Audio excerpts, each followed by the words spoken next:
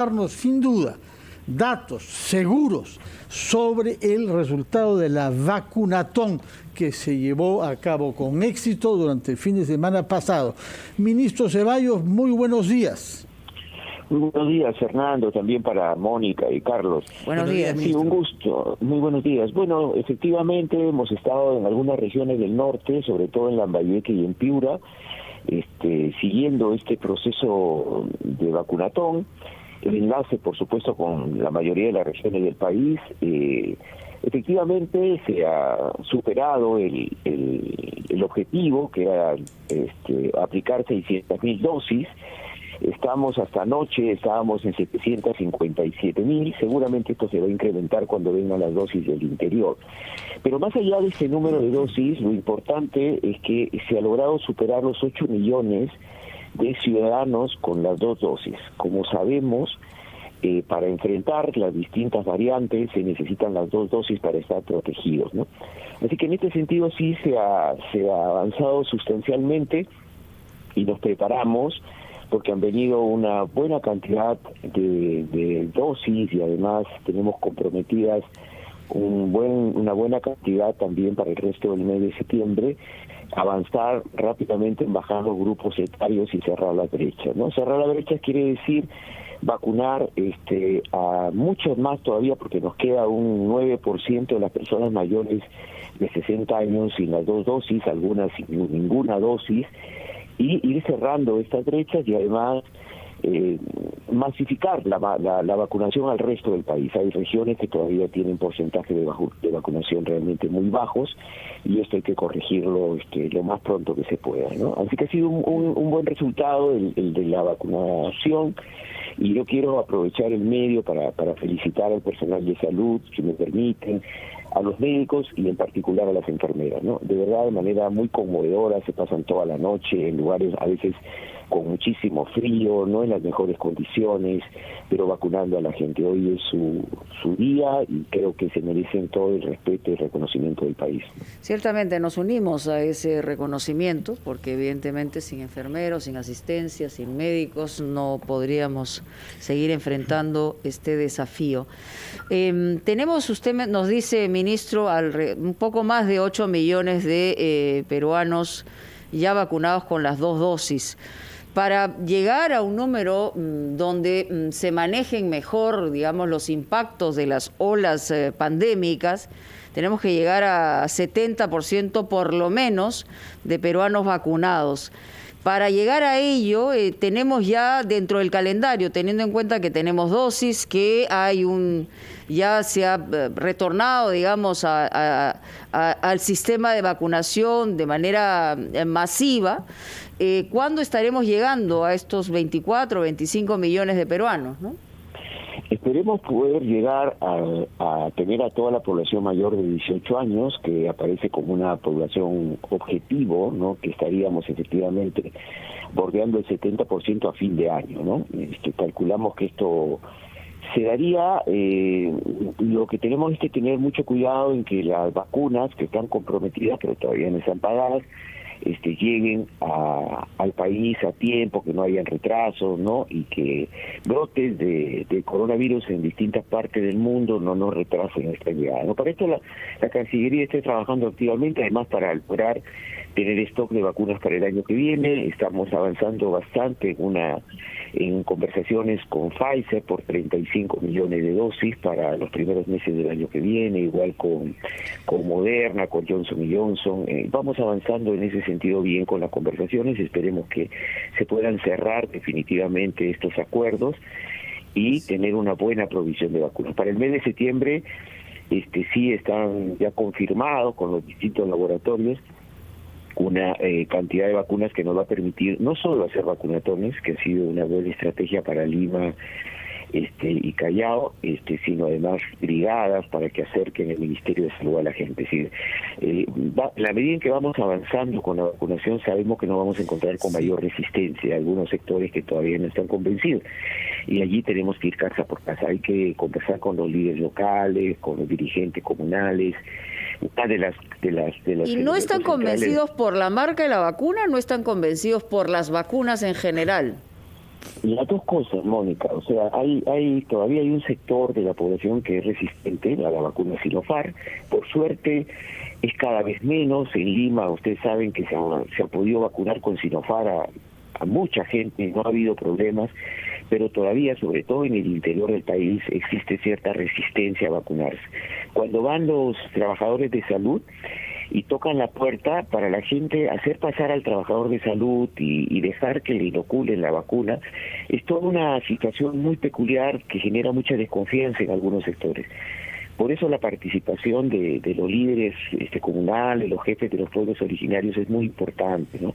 Por eso estamos insistiendo con los gobiernos regionales, y hemos tenido 3 reuniones con ellos, para que trabajen mucho, además para fortalecer todo el nivel primario de atención, porque es allí donde tenemos que frenar la pandemia para evitar que los hospitales se nos desborden, y trabajar mucho con la comunidad, ¿no? Yo creo que eso se está haciendo. Tenemos más de 1000 brigadas trabajando en todo el país, pero ya con esta cantidad de vacunas que están llegando a nuestro país este mes, vamos seguramente a triplicar el número de brigadas a la brevedad posible, ¿no?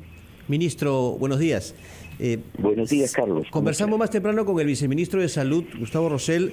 Nos habló acerca justamente del cronograma para la vacunación de gente, obviamente reduciendo más el margen de edad.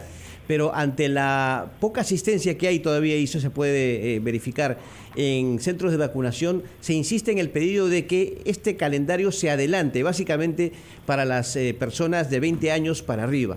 ¿Es posible esto?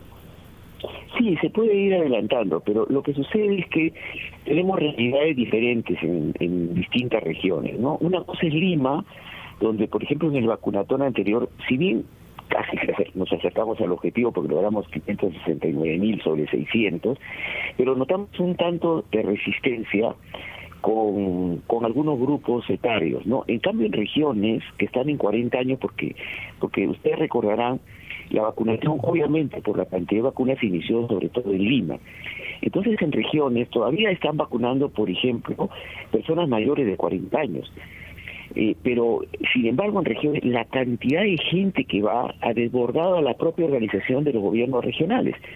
Y están en 40 años, ¿no? Lo que pasa es que no se trata solo de ir bajando la edad, sino de cerrar brechas. O sea, no nos sirve mucho que bajemos a 20 años cuando tenemos a la gente de 29 y 30 años todavía en 10, 12% de vacunados.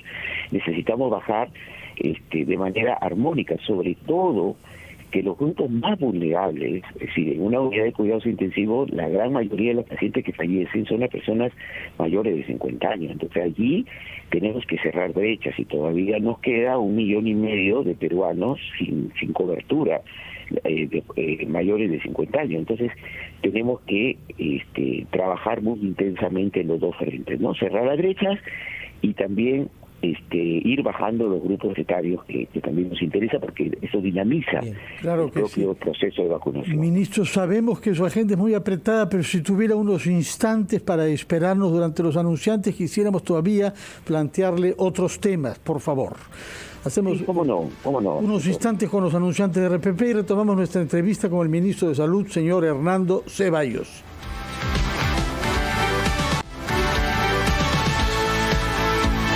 Son las 8:19, estamos conversando con el ministro de Salud, Hernando Ceballos, quien nos ha dado explicaciones respecto de la rebajada de la edad que las vacunatones permiten y la manera prudente como esto debe ser hecho. Pero ahora queremos preguntarle qué podemos prever sobre la evolución de la pandemia, puesto que usted ha sido uno de los primeros que adelantó que a fin de septiembre podríamos estar en plena tercera ola y sin embargo por ahora los resultados vienen siendo positivos. Por ejemplo, el día de ayer, según datos del MINSA, hubo 16 fallecidos.